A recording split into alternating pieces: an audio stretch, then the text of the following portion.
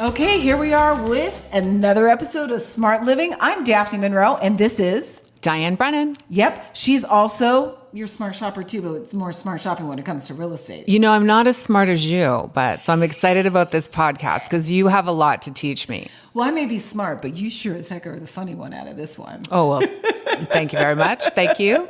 Okay, today's Smart Living show is, of course, all about showing you ways and sharing ways so you can make smart choices about your life and spend your money wisely. So today we're going to talk about... Wait, who's this? Oh, wait, that's you right there in the background. That's Diane Don't Brennan. I look exactly like that? She has curly hair and she has straight hair. The one thing they joke about realtors that they leave pictures that are, 10 years old. So just to let you know that I'm not breaking that trend, okay? And same with me, by the way. Hold on, let's show my picture right here. I know you guys that are not visually watching the show, you probably can't see. So in fact, that's about a 10-year younger picture right there, right? Cute. Anyways, you look the same. I know, right? We all do filters. Thank God for filters. Okay, so we're going to talk a little bit about, you've got like a buyer's guide, something about when buying real estate. You can refer to something that tells you a little bit about as Arizona real estate agents, we have this fabulous resource for buyers to be able to research the communities and the areas that they are looking. Let's say you're with your realtor and you find this perfect house. The realtor can show you the comps. They can show you what's happened. This is a resource that tells you absolutely everything you need to know about buying a home in Arizona. In that area too. In that area. So it's my favorite resource possible. Okay. And it's great for people that are coming in from out of state because they tell you about our even bugs and stuff that we have in Arizona that are different. Okay. And it also tells you about the home buying process. But it also can tell you crime stats. It can tell you if there's any sexual predators in a neighborhood. You're going to give the whole thing away. Just give me 1 second to wrap this up. I just want to tell people what the show's going to be about. So look at me. Look at me. I got excited. You go right into the segment. Also, we're going to talk about electric vehicles. So, there's a lot of discussion about that. We have the government, telling us that we, can't drive gas-powered cars, that we have to slowly change over to electric cars. But manufacturers, these electric cars are more money, but yeah, you could save on gas. So I found a nugget when it comes to EVs. You don't have to pay on gas, but there's something else you're going to spend an equal amount on. And that's also going to come up on today's Smart Living show. Interesting. Right. And we'll just have some many money ways. So let's get the show started. Here we go. Okay, Diane. So let's get to that buyer's guide. Okay, so the buyer's guide is something you can ask any Arizona real estate agent for this, and I'm happy to give you one. Anyone watching or listening who wants one, I'm happy to send it to you. It's absolutely a free resource, and it is one of the most important resources. It's got a whole bunch of great links to help you learn about an area, learn about what's going on in that neighborhood. It's got links to crime stats. It's got links to what our plants are like here. Mm-hmm. So if you're coming in from out of state and you have no idea about scorpions or anything like that, it gives a lot of great information on that as well. Yeah, like scorpions. Like scorpion. I mean, you came from a different state, correct? No. I pretty much, I've lived here for over almost 50 years. Okay. So I've lived here most of my life. I was born in New York, but this is my life here. So I know scorpions very well. The reason why you got that funny tone from me was because I recently purchased a house. We're sitting in the house I recently purchased, and it was invaded by scorpions. I had scorpions coming out of the light socket. After you moved in? After we moved in. And did the seller disclose that? Of course not. Right. So then that's an issue that you can go take the seller. I know. And we thought about that, but we just let it go. So, but that buyer's guide would have been probably pretty helpful because it would have told me like kind of the area in terms of like, learning about the different types of insects and living over in this area. We definitely live near wildlife. We have javelina that come up our driveway. We found rattlesnakes. So that buyer's guide probably would have been a good thing to have before we brought that. You're living in the wild, yes. Well, normally a seller should have filled out that information in the disclosures. Right. So that's unfortunate that they didn't. Right, and it could be that they didn't have a scorpion problem. The house was a little bit empty before we moved in. I noticed that the door was left open, so that's why I didn't really go into that. Well, let me tell you this about scorpions. They go in migration patterns. Yes, they do. Yes. I've learned a lot about them. So they didn't them. all of a sudden come here. Okay, you're right. So you're forgiving people. Yeah, I am, because I love this house. But you're absolutely right. I learned a lot about it, and I had to spend $3,000 to get a company to come in and seal the house out because it was such a severe problem. I mean, when you have scorpions coming out of your light socket, and within a few weeks of moving in here, I had already been bitten by a scorpion. So Wow. hiring that seal out company to come out, which I hated spending the $3,000, but I didn't know how else we could solve the problem, that's where they taught us about the migration. So you need to make your house less attractive to scorpions. You're never going to get rid of them. Well, and that's one thing that you should ask the seller is specifically about scorpions, even if they say that, because there is a question on the seller property disclosure statement. By law, every seller has to give this document to a potential buyer. And it asks on there, any insects. Right. And if they put no, the seller could get in a lot of trouble. You could get financial compensation for that easily if you change your mind. Secondly, if they say that, ask them again. Okay. Have you had a scorpion problem? Right. Ask your realtor to ask them, have there ever been scorpions in this house? Huh. Yeah.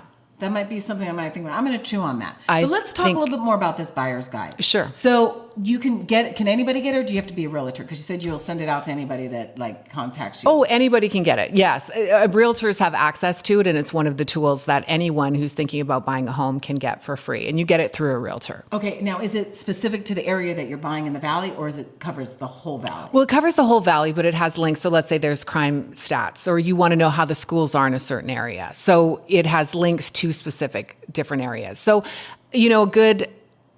good point to make for resale is how good are the schools in the area. You have children, but they're not of school age. But when you and your significant other are looking for a home, you want to think about resale value as well. Right, of course. Are the schools good? Is this going to be attractive to a potential buyer? So you're not just thinking of how much you're going to enjoy the house, but you're thinking, for resale when you decide to sell, how attractive is it going to be for someone else in terms of, So it gives you crime statistics too. It gives you crime So statistics. that tells you a lot about the area that you're really buying. Yes, it also has a link to the sexual offenders website, so you can know if there's any sexual offenders in your neighborhood, if that is a concern to you as well. Does the buyer's guide tell you anything about in terms of the resale in the neighborhood that you're living in? Like if it's a high rental, so to give you the stats on the property? No, just more like the schools, the crime area, around the area that you're living in, the community. Right. Vegetation, even in Arizona, climate, vegetation, insects, things like that. And the process of purchasing a home, and that you should be encouraged to get an inspection. It gives you really good tips as well. I think that's great advice.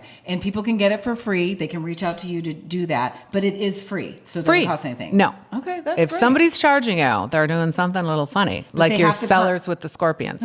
But they have to contact a realtor in order to get it. Yes. You just can't just go No. get it. Okay, so there you go. So you guys have to contact a realtor if you want information on that and make a wise, educated decision on the area that you're buying in. That is really key. But I will say one thing. I don't mean to go off on a tangent, but, let's go off on a tangent. Real estate. The prices of homes. Since the pandemic, our price of homes have doubled, and they're not coming down.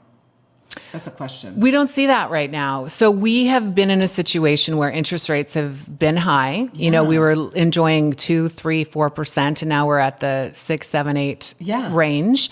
So that has stopped people from buying until they get used to this kind of new normal. Where we have been fortunate, I say, because prices haven't dropped, is the fact that there's lower inventory in the valley. So low inventory combined with high interest rates means that prices are kind of stable. Yeah, but people are actually buying. People are buying. Yeah, they're always buying. That's so crazy. We're still attractive to California, where people are a little upset with the political situation in California and the expense. Right. So we still have Californians buying here as well as other states. Okay. And, we'll always have the sunshine. Will always be an attractive place to come to. I think so. I feel like we've just been this hidden gem for 50 years. And it's just now during the pandemic, people actually discovered the amazing Arizona. Yeah, absolutely. State that we live in. And I will say that I remember back in the day, I don't think I've ever had a mortgage that was more than $1,000. Oh, wow. Yeah, I've never paid more than $1,000 until I bought this house. So now I have a mortgage that's more than $1,000 a month. So, And how does it feel? not fun, but I need a home to live, and I wanted a beautiful home to live, and I wasn't willing to compromise. I feel like we paid what this house is worth. Well, and I have to tell the listeners, I'm going to beg Daphne for her to take you on a tour of this house for one of these shows, because it is incredible. The views, this is your dream home. It is. So it's worth it. Yes, and we will, because I, have been advised that we're going to shoot this show at different angles of my house, because I do a lot of things in my house in terms of showing people how to save money. So thank you, Diane. Yes, you guys will get to see the views of this amazing home that we have worked very hard to obtain. So it is definitely something in the life of making smart decisions in my life. it is nice to see that payoff when it came to this house. And I think another good idea is you to talk about your real estate story, because you've been very savvy as an investor, and then getting equity to buy another property and equity to buy another property. So Yeah, you know what? Let's do that right now, because I was just going to switch over to EV, but I'm stretching the time a little bit. But let's tap into that a little bit really quick. Yeah. This is kind of an organic show today. We decided that since Diane is here, we're going to tape another show. So that's what we're doing. So yeah, that's true. So when I was going through a divorce, before I got a divorce, I was, married, and I thought I was going to be married forever. Well, one of the things I did was I was working in television, and I wasn't making a lot of money when I first started out. And I realized I was married to a man that wasn't going to work. So I had to make some smart financial decisions. So what I did was every time I got a raise, I bought a house. love it. So some people, when they get a raise, they go out and buy themselves a new car. Well, I got a raise and I go buy a house. And so that really was kind of like my side hustle. So I was always worried, I have a mouth on me, just in case you're wondering sometimes. And sometimes I'm not good with authority. So that's why I always had a backup when I have a job, because I'm always worried I'm going to get fired or something. So when the real estate crisis hit in 2008, everybody was sitting around kind of scratching their heads. Well, people were still buying homes, but they were so cheap. I mean, it was like Disneyland for me. I mean, I bought a house near Paradise Valley for $100,000. I bought a condo in Flagstaff for $100,000. This is in 2008. You know that they're worth a lot more now. So these were some smart moves. I got lucky. Well, and kudos to you for understanding how important real estate can be in helping your bottom line and helping your financial picture. So most people were so frightened when the market crashed. You looked at it as an opportunity to buy, which is key. Oh my God. It was that was a time, 2008, I saw the pages changing. I saw wealthy people not being so wealthy, and people who are smart with their money became wealthy. Absolutely. The tables changed, and I saw it, and I took advantage of it. So did you just, when you got a raise with your job, were you just buying, that was the down payment, and then you had renters paying for the rest of it? Thank you for asking for the clarification on that. So every time I got a raise, I was also a saver, but it was enough. Now, Grant, this is 2008. So to buy $100,000 home, you really only needed $10,000 or $20,000 to put down on that. So it wasn't a lot of money. But I took advantage of that because I was saving money. I'm a saver. So I'm this is the time to start spending some money and take a risk. So I bought a house over the first one I bought was over near 28th Street in Cactus. And it was a house that was almost not sellable because I guess the people lost their home and they went in and they thrashed the house and they took out the toilet. So it was considered a house that they wouldn't put a mortgage on. So we had to sneak in and put a toilet in so we could get a mortgage on the house. Okay, any of the ideas expressed on the show is not necessarily full disclosure, not anything that we condone you to do. Well, you got to do what you got to do, but they wouldn't give me a mortgage, so we had to go in and put a toilet in. So we did, and then we got the mortgage on that house, and I think I put just $20,000 down, but the mortgage was nothing. Yeah. So the mortgage was $800 a month, but I was able to find a renter for $1,400 a month. So that was $600 profit net that I was making, on top of the salary I was making. And then I bought another house in Flagstaff. I found a condo really, really cheap. And this was another one of those situations where just the down payment. Just the down payment. That's and I key. Purchased that for $108,000 and I put a down payment on that. So it was $20,000 and I was able to finance down. And that, I used that property because I was a hardcore runner then. So I would rent it out to college kids for 9 months out of the year. But they would have to, I made them sign a lease for a year, but they would be gone for the summer, and they knew that I would live at the house in the summer. So I would run up there. It worked out perfect. But I've since then sold all these properties that I'm talking about for profit, and I've bought other properties with that, and that's the discipline. So why I was able to leave a high-paying job was because I had income coming in from my rental properties. Love it. And that side hustle has given me the freedom to do things like this. I want to start a podcast right now, right? Okay, well, right now, you got to find sponsors. You got to find money. So there's a period of time where I'm going without making money, but I have income coming in for another aspect. And that is one of the smartest things I have ever done in my entire life. I listened to my dad. Good for you. Mm-hmm. Awesome. That is a great way to do things. And to encourage other women to be able to buy investment properties, you don't need to spend $100,000. You just need that down payment. Someone else is going to pay your mortgage for you. Right. And you have to just sit down and do a mathematical equation. I mean, it comes down to a mathematical equation. You have to make sure that your mortgage is less than what you can rent it out for. Period. And did you ever use any of your equity to put a down payment on another house? No, I never did. Okay, It was but you always- can. That's an Right. option. Yeah, I mean, you can leverage your money. Use your money. One of the things that my dad, he's probably one of the best money advisors. He's now deceased, but he gave me some really, really important advice as a child.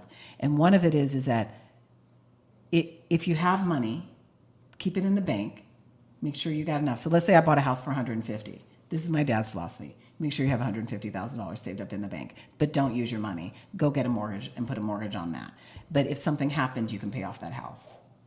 Now that's a pretty ambitious goal. I mean, having $150,000 saved up when you're like in your 30s is pretty hard to do. But it gets your mindset to It does. saving, It's which is discipline. important.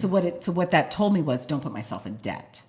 So what it said was, save as much as your salary that you can, and that enabled that. So and by the way, just to let you know, I've never had $150,000 sitting in the bank. I most certainly didn't have it when I was 30 years old. But what little money I was able to save, I leveraged that and went and put a down payment, then borrowed it from the bank, and then I would have my renters paying my mortgage while I was also profiting. Then when I was done with that, or I felt that the house, got enough equity in it, I would sell it and use that equity solely to go buy other houses. So now I own 2 properties over by Phoenix Children's Hospital. I used to Airbnb them out, but now I have 2 full-time renters in there, and that property is really earning me some good income. Awesome. Yeah. So, And now a lot of people listening or watching could be saying, well, what if you buy too many and then the crash happened? I think that you had a manageable amount, and with the advice of your dad too in your mind, you didn't go out and get too much. right. And I'm ambitious in the sense that my ambition goes as far as I just want to make sure that I have the basic things that I need.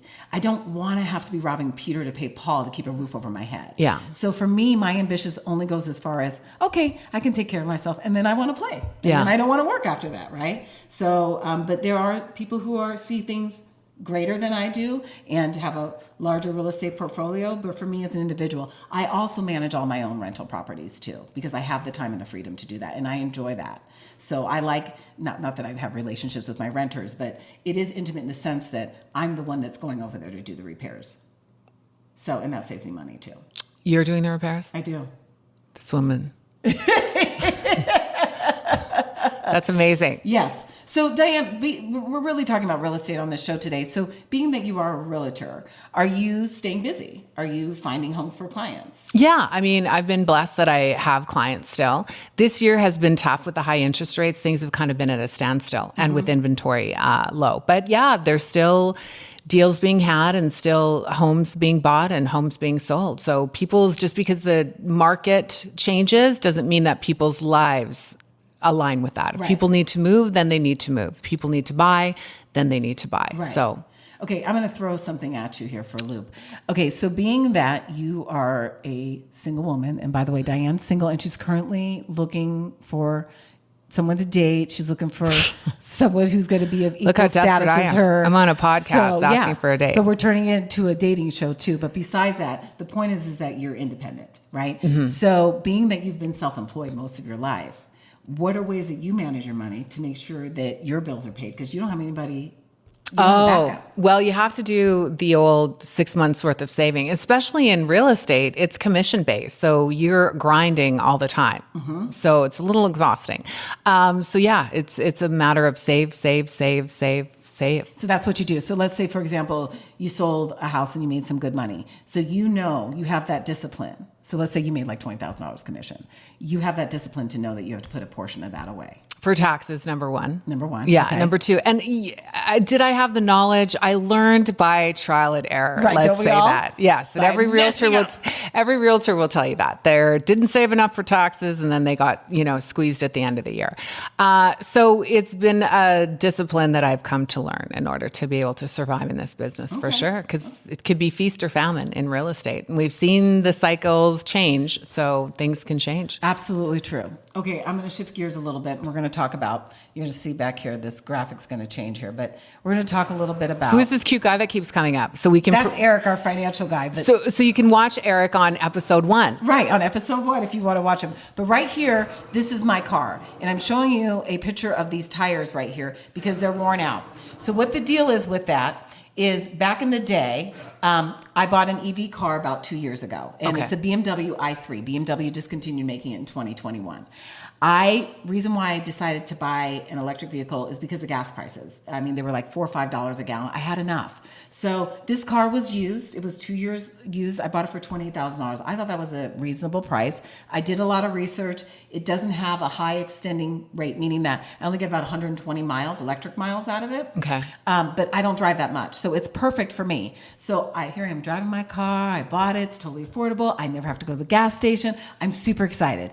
And then like last year around January 2023, I need to get new tires, but it's the first time I ever bought tires for the car because I just bought the car. So I'd had the car for like a year and a half prior to that. So no big deal. But I was like, wow, my car only takes one tire. Only one tire manufacturer makes tires for my BMW i3, and it's Bridgestone. I can't get a Continental. I can't get an off-brand. I can't get anything. I'm beholden to Bridgestone. Whatever amount of money they want to charge for those tires, I have to pay for it. $1,600 later is what I got for 4 tires put on at Discount Tires. So that's fine. You know, I'm like, okay, well, that's just the price you have to pay. You want a BMW, you know, whatever. So I sucked it up and paid the price. Come February 2024, just 13 months later, I had a little flat in my tire. It was a slow leak. So I go to Discount Tires. I'm like, I got my tires from there. I know they'll fix it. So I go there. They look at my tire. Then they roll down my window and they say, we can't fix your tire. I said, why? They go, because it's bald. Like, not bald, but it's in the red. So there's green, which is good. Yellow is not so good. And then there's green, which is red, which is bad. So they're like, we can't fix it when it's in the red. And I go, but I just got these tires. They're like, I know. And it's both back tires. Okay, so I pull up. I go to the guy inside Discount Tires. He pulls up my record. I only got 10,000 miles on those tires. The 2 back tires completely were in the red, and the 2 front tires are in the yellow. They will need to be changed out in a couple months. So being that I am the smart shopper and I'm a smart consumer, I was like, you have to call Bridgestone. This is ridiculous. I got only 10,000 miles. Even the guy at Discount was like, yeah, you only got 10,000 miles. And what is the usual amount of miles That's a great you should get question. out of? Just to establish that, most vehicles tires are rated between 30 to 50,000 miles is what they usually get. But these specific Bridgestone tires are not even rated, meaning that they don't have a warranty on them. So not only do I have to buy Bridgestone, they won't warranty these particular tires. And my car takes different size tires. So the back tires and the front tires are different, so you can't rotate them. So you can't give them more life. And I have regenerative braking. I won't go into that too much if you people aren't EV drivers, but regenerative braking is basically, I don't have to put my foot on the brake to stop my car. It automatically slows itself down once I take my foot off the gas. But that process is happening towards my rear tires, causing more wear and tear. This is not an endorsement for the BMW. No, not at all. I still love the car, but here's what I found out. I was so disturbed by that. And by the way, on a side note, Bridgestone did give me a discount. The guy over at Daniel at Discount Tire, he made sure to call them. I ended up getting all 4 of those tires for $840, and they're going to install them for free. But I told Daniel at Discount Tires that now we're going to reestablish a relationship because basically every year I have to get new tires. There's nothing I can do about it.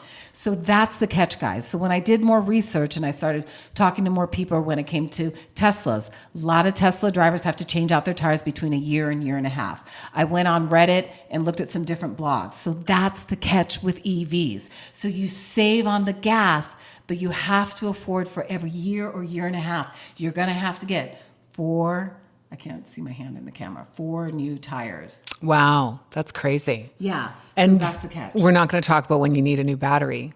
Well, the batteries, okay, so that's a whole nother story, but that's also part of the maintenance. Like, so when you have an electric car, you don't have to worry so much about the motor, right? So you have less in like brakes and oil and things like that I save on. I'm still saving money on gas because it's every year to year and a half I'm having to buy new tires, which is about what it would cost for me to fill my car with gas, about $1,000 to $1,400 a year. But at the same time, I'm getting additional. So I'm still getting savings on the EV car. But that's the catch, guys. You have to buy more new tires. Plus, the battery weighs more. Those cars weigh more. So the rubber is not holding more. So that's really it. So I'm going to, I think we've got another question here. You got something you wanted to mention. I was going to wrap this up here in a little bit, but that's it with the EVs there. And then what about the charger in the house? Well, the charger in the house is pretty cheap to install. So it is? Well, it depends. So what the house that I bought already had an existing external Okay. electric charger. But the catch is that if you want to get a faster charger, you have to get a 220 volt, which plugs in like it's a washer. It's a washer plug, so it's a regular plug. So you have to hire an electrician. It depends on the cost of that. It can cost you anywhere from $500 to $1,000. It just depends on what they have to tap into to get the electric there, where you want it at. So you have to afford for that. But it's part of the cost of buying an electric car. But you can also, there's a lot of places you can get your car charged for free. It just depends on the convenience that you have. But it is something that's another factor that you should consider. And if you charge at home, how much does your electric bill go up? That's a good one. I have solar, I can't answer that, but it's not much. It's not. No, a lot of conspiracy theorists like my brother seem to think that it's going to increase your electric bill by $1,000. It's not. I thought it was like $200 or $300. It could be. I don't want to say yes for sure. I don't feel like everybody has different electric plans. Some people have solar. It depends on what electric plan you're on. So if you're off or on, when You're your right. peak hours, it depends. But I would say, factor in about $100. Call the electric company. Yeah, but it's not. Before you buy. Not an extreme thing here. Okay. It's not an extreme thing here like a lot of people think it is. So, but again, the catch is, it is the tires. And I would say, the cost of putting in an electric charger, that's a factor that you have to consider, $1,000 factor too. So, but for me, it works out. I'm not going to trade in my car for a gas car. I also am somebody, I hate going to buy gas. Yeah, I think that's a girl thing. I don't have to do that. We definitely don't like doing that. Have to do for that. sure. So, and then changing the oil. Oh my goodness. So that's another wrap, you guys. You can catch all of my content on Smart Shopper Daphne. That's where my blog is. That's where you'll find the show. You can find it on iTunes. You can find it on Spotify. Plus, watch me on social media. I always have a great story. I'll, have a story about Evie on my social media platforms. And as you can see, we talked about it more here. So thanks for tuning in. We'll see you next time on Smart Living. This is Diane Brennan. I'm Daphne Monroe, your Smart Shopper. Have a fantastic week.